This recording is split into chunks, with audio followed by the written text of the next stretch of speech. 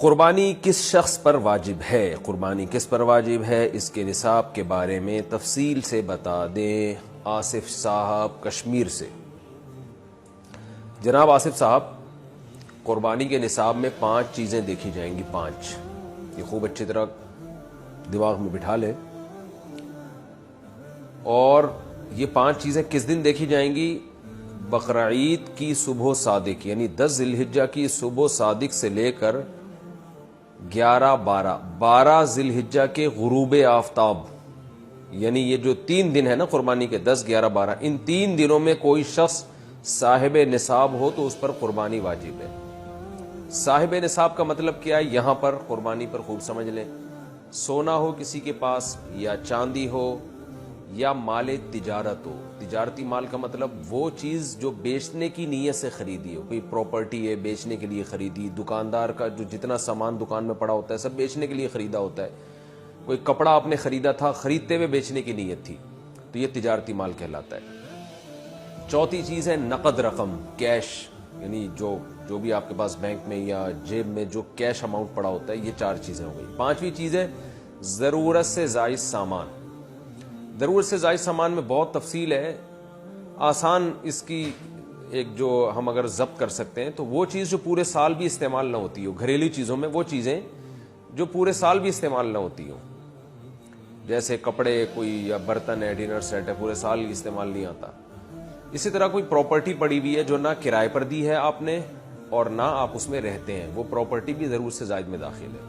تو یہ جو 5 چیزیں ہیں، کسی کے پاس یہ 5 چیزیں، ان کی جو ویلیو لگائی جائے گی تو ان 5 چیزوں کا مجموعہ اگر 52.5 تولہ چاندی کے برابر ہے، 52.5 تولہ چاندی آج کل 65-70 ہزار کے لگ بھگ ہے، نیٹ پہ سرچ کر لیے گا، تو کسی کے پاس یہ 5 چیزیں، یا 5 میں سے 4 چیزیں، یا 4 میں سے 3 چیزیں، یا 3 میں سے 2 چیزیں، یا کوئی ایک چیز 52.5 تولہ چاندی کے برابر ہے، اور یہ بقرعید کی صبح صادق سے لے کر ذی الحجہ کی 12 تاریخ کی غروب آفتاب سے پہلے تک رہتی ہے اس کے پاس، تو ایسے شخص پر، یعنی بقرعید کی صبح صادق کے وقت اس کے پاس یہ نصاب موجود تھا، اور یہ 13 تاریخ کی ذی الحجہ تک اس کے پاس یہ نصاب موجود رہتا ہے، تو وہ صاحب نصاب کہلائے گا۔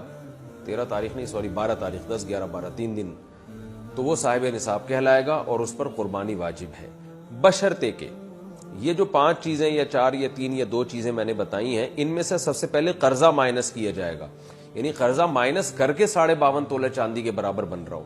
اسی طرح گیس بجلی کا بل جو ان کے اوپر لازم ہے وہ بھی اس میں سے، یا جو مہینے کا راشن آئے گا وہ بھی مائنس کیا جائے گا، جو گھر کا ضروری راشن ہوتا ہے نا وہ بھی مائنس کیا جائے گا۔ مائنس کرنے کے بعد اگر 52.5 تولہ چاندی کے برابر رقم بچ رہی ہے تو ایسے شخص پر قربانی واجب ہے، چاہے مرد ہو چاہے عورت ہو۔ تو عورت کیسے قربانی کرے گی؟ سونا خواتین کے پاس بہت ہوتا ہے، چاندی ہوتی ہے، چاندی نہیں بھی ہو تو سونے کے نصاب جو ہے اس کے ساتھ اگر 1 روپیہ بھی ہے تو وہ بھی 52.5 تولہ چاندی کی قیمت دیکھی جائے گی اس میں بھی۔